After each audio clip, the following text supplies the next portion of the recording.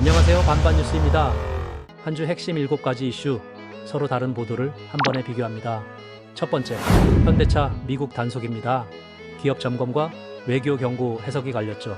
미국 이민당국이 현대차 LG 합작 배터리 공장에 대규모 단속을 벌여 475명을 체포했습니다. 이 중 한국인이 약 300명 포함됐다는 충격적인 소식입니다.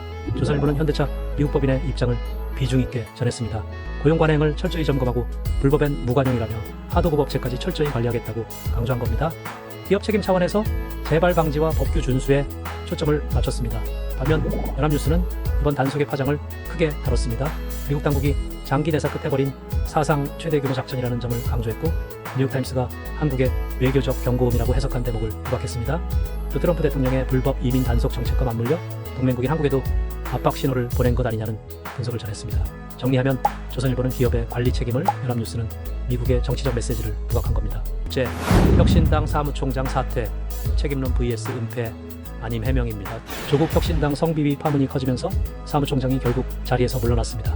조선일보는 황현선 사무총장이 지도부를 제대로 보좌하지 못했다며 사퇴를 선언했다고 전했습니다. 성비위 사건의 늑장 대응과 당내 부적절한 발언까지 이어지면서 기강 붕괴 책임을 물은 것으로 강조했습니다.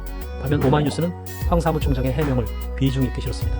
그는 사건을 은폐하기 위해 지연시킨 건 아니다라며 절차적 대응이 미흡했을 뿐 고의적인 은폐는 아니라고 항변했습니다. 즉, 같은 사퇴 기자회견이지만 조선일보는 책임론과 무책임을, 오마이뉴스는 은폐 아님과 해명을 전면에 내세운 셈입니다. 정리하면 한쪽은 지도부 책임을, 다른 한쪽은 절차 해명을 강조한 보도입니다. 셋째, 검찰청 폐지 개편, 검사 반발과 수장 반성이 대비됩니다. 정부가 검찰청을 폐지하고 중대범죄수사청과 공소청을 신설하는 개편안을 발표했습니다.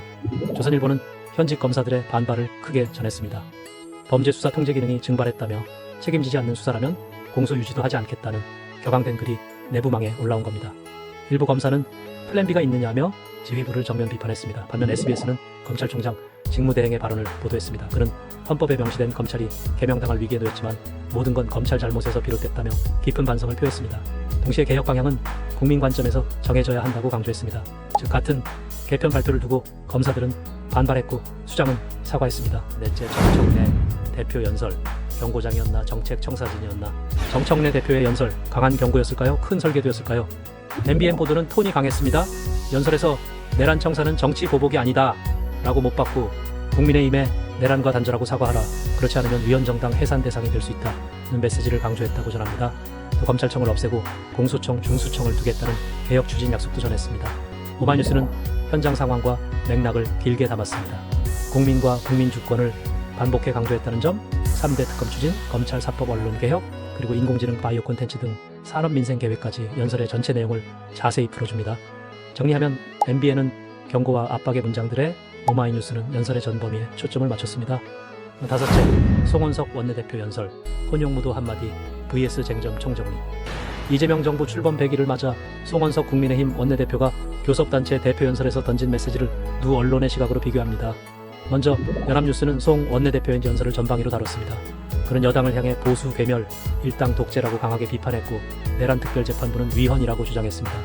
또 검찰개혁 추진 방식, 한미정상회담 결과 예산 문제까지 조목조목 지적하며 정부를 전방위로 압박했다고 전했습니다.